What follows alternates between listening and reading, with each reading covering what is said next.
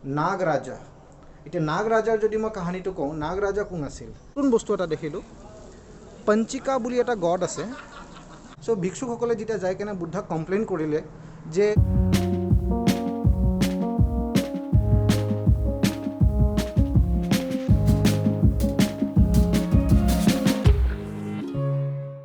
চ' guys, মই এতিয়া cave number 2ৰ এণ্ট্ৰিৰ আগত আছোঁ। আপোনালোকে দেখা পাইছে ধুনীয়া এটা বুদ্ধা মোৰ পিছপিনে বহি আছে, আৰু লগত ইয়াতে সৰু সৰু বুদ্ধাৰ বহুত ৰকমৰ মুদ্ৰাবোৰো আছে। আপোনালোকে মই যদি ক্ল'জলি দেখাওঁ, এইবিলাক সৰু সৰু মুদ্ৰাজ আছে কিছুমান। এইটো ডাঙৰ শকত বুদ্ধা একদম চেণ্টাৰত বহি আছে। ছাইডত আপোনালোকে যদি চাই স্পেচিফিকেলি এইটো যদি চাই আপোনালোকে, এইটো বুদ্ধা বহি আছে, ছাইডত দুটা বোধিসত্ত্বা আছে, ঠিক আছে। আৰু বোধিসত্ত্বাকেইটা এইটো চাগে হাতত কিবা এটা লৈ আছে, ইমান স্পষ্ট হোৱা নাই। দুটা বোধিসত্ত্বা আছে, আৰু বুদ্ধা ধৰ্মচক্ৰ মুদ্ৰাত আছে, এইটো আৰু প্লাছ ওপৰত যদি চাই দুটা এঞ্জেল,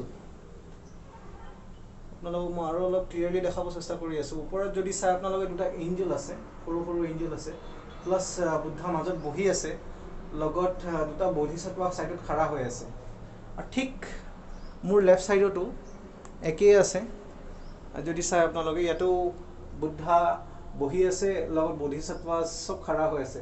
চ' এটা মই ৰিজেম্বলেঞ্চ গম পাইছোঁ, কেভ নাম্বাৰ 2ত বুদ্ধা বোধিসত্ত্বাৰ যোনবিলাক আছিলে বুদ্ধাৰ মেইন ফলোৱাৰ্ছ, যোনবিলাকে বুদ্ধিষ্ট ৰিলিজনটো ভালকৈ লৈছে, আৰু তেওঁলোকৰ আশাও আছিল যে তেওঁলোকে পৰিনিৰ্বাণ মানে এনলাইটেণ্ড হৈ যাওক, প্লাছ পাছত বুদ্ধাৰ দৰে মহাপৰিনিৰ্বাণও হৈ যাওক, মানে দ্য ডেথ অফ বুদ্ধা। চ' তেওঁলোকৰ মেইন উদ্দেশ্য আছিল। চ' প্ৰায় বুদ্ধিষ্ট কেভছত আপুনি যদি চাব আহে, প্লাছ আপোনালোকক মই দেখামো, ইয়াতে আপুনি বুদ্ধা ছিটিং প'শ্চাৰ, ষ্টেণ্ডিং প'শ্চাৰ, লগত বোধিসত্ত্বাবোৰ তেওঁৰ লগত থাকিবই, আৰু লগত নাগৰাজা। এতিয়া নাগৰাজাৰ যদি মই কাহিনীটো কওঁ, নাগৰাজা কোন আছিল? নাগৰাজা এজন এনেকুৱা এটা মানে তেওঁ এটা নাগ আছিল, মানে সাপ এটা আছিল, ডাঙৰ সাপ এটা আছিল, যিহৰ মানুহৰ ৰূপ এটা লৈ কেনে আহিছিলে। মানুহ এটা ৰূপৰ লৈ কেনে বুদ্ধাৰ আগত আহিছিলে, আৰু বুদ্ধাক কৈছিলে যে মোক আপোনাৰ তলত ৰাখক, মই আপোনাৰ দৰে মই মোৰ লাইফষ্টাইলটো বনাব বিচাৰোঁ, মই আপোনাৰ কথা চব মানিম, মই চব শুনিম। চ' তেনেকুৱা নাগৰাজাক বুদ্ধাই লৈ লৈছিলে। কিন্তু নাগৰাজাৰ আৰু এটা কাহিনী আছে, যে ৰাতি যেতিয়া নাগৰাজ শুই আছিল বেলেগ ভিক্ষুসকলৰ লগত, নাগৰাজাই যে নিজৰ যে অৰিজিনেলিটিটো লুকাই ৰাখিছিলে, সেইটো আকৌ মানে তেওঁ ৰাতি শুই থাকোঁতে আকৌ তেওঁ ৰাতি সাপ হৈ কেনে শুই থাকিছিল।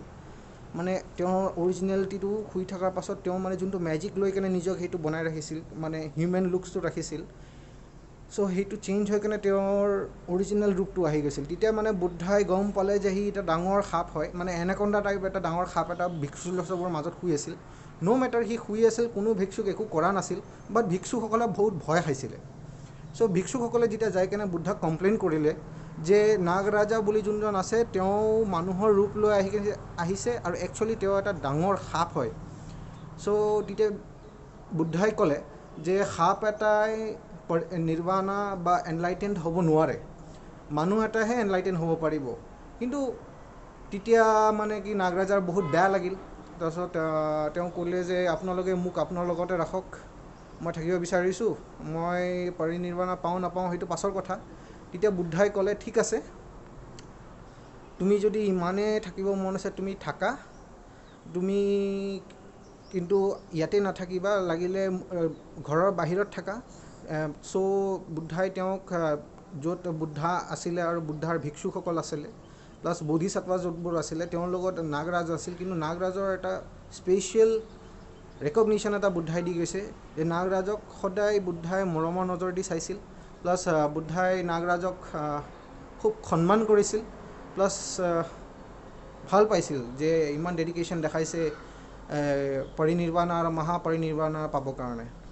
চ' এইখিনিয়ে নাগৰাজৰ কথা আছিল। আহক এতিয়া মই আপোনালোকক অলপ মোৰ যদি চাই, এইটো গেটটোৰ এণ্ট্ৰি হয়, এইটো ঠিক মোৰ পিছলৈ দেখা পাই ইয়াতে এইটো এণ্ট্ৰি হয়।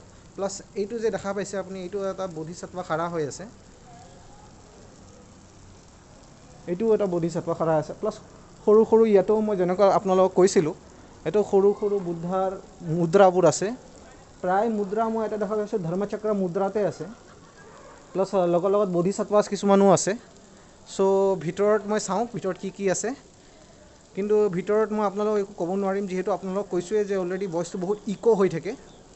চ' একো নাই, বাট মই আপোনালোকৰ ভিডিঅ'ছত ডেফিনেটলি দেখাম ভিতৰত কি কি আছে, আপোনালোকে চাব। চ' গাইজ, মই কেভ নম্বৰ 2ৰ পৰা পুৰা ভিতৰখিনি খুব ধুনীয়াকৈ চাই আহিলোঁ। প্লাছ আপোনালোকক সেইটো মই ভিডিঅ'টো শ্বেয়াৰ কৰি দিম। এতিয়া মই কেভ নম্বৰ 2ত মই কি কি দেখিলোঁ, মোৰ এক্সপিৰিয়েঞ্চটো কি আছিল তাৰ বিষয়ে মই ক'ব বিচাৰিছোঁ। কেভ নম্বৰ 2ৰ ভিতৰত মই একদম চেণ্টাৰত, যদি আপোনালোকে ভিতৰত সোমাই যায়, একদম চেণ্টাৰত এটা বুদ্ধা বহি আছে। আৰু সেইটো কোনটো মুদ্ৰা, সেইটো ধৰ্মচক্ৰ মুদ্ৰাতে বহি আছে। লগত কেভটোৰ পৰা যদি যোনটো এণ্ট্ৰেঞ্চটো আছে, তাৰ ভিতৰত যাই কিনে যোনটো মই আপোনাক ক'লোঁ যে মাজত বুদ্ধা বহি আছে, ঠিক তাৰ লেফ্ট ছাইড আৰু ৰাইট ছাইডত দুটা ষ্টেণ্ডিং বুদ্ধা আছে, দুজনে খাৰা হৈ আছে। আৰু সেই বুদ্ধাৰ লগতো তাতেও বোধিসত্ত্ব কিছুমানো তাতে সৰু সৰুকৈ আছে। চ' আৰু লগত মই যদি কওঁ, ভিতৰত টোটেল 12টা পিলাৰ আছে, খুব ধুনীয়াকৈ ডিজাইন কৰা আছে। চাৰিকোণীয়া পিলাৰ প্লাছ মাজত গোলকৈ অলপ ডিজাইন কৰি থৈছে, প্লাছ ওপৰত খুব ফ্লাৱাৰ্ছ তেনেকুৱা বনোৱা আছে, গছ গছনি টাইপ বনোৱা আছে। প্লাছ এটা মই বহুত স্পেচিফিক নতুন বস্তু এটা দেখিলোঁ, পঞ্চিকা বুলি এটা গড আছে, এইটো আগৰ এটা ভেদিক গড হয়।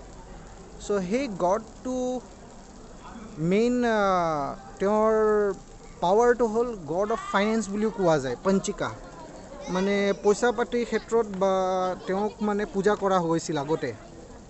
আৰু লগত মই টোটেল ভিতৰত 5টা বুদ্ধা পাইছোঁ, প্লাছ সৰু সৰু বুদ্ধা ছাইডত বহি আছিল। তেনেকুৱা টোটেল পাছে 10-15টামান বুদ্ধা সৰু সৰু ছাইডত ভৰ্তি হৈ আছে। প্লাছ আৰু তাতকৈ সৰু সৰু মানে প্ৰায় ইমান চাইজৰো আছে, ইমান চাইজৰো আছে, মানে মোৰ যে যিমান ভিডিঅ'ৰ লেংথটো দেখা পাইছে, ইমান চাইজৰো বুদ্ধা বহুত বহি আছে। চ' এইখিনিয়ে মই ছেকেণ্ড কেভৰ পৰা এক্সপিৰিয়েঞ্চৰ পৰা মই কৈ আছোঁ। নেক্সট মই 3rd নম্বৰ কেভত সোমাম, সেইটো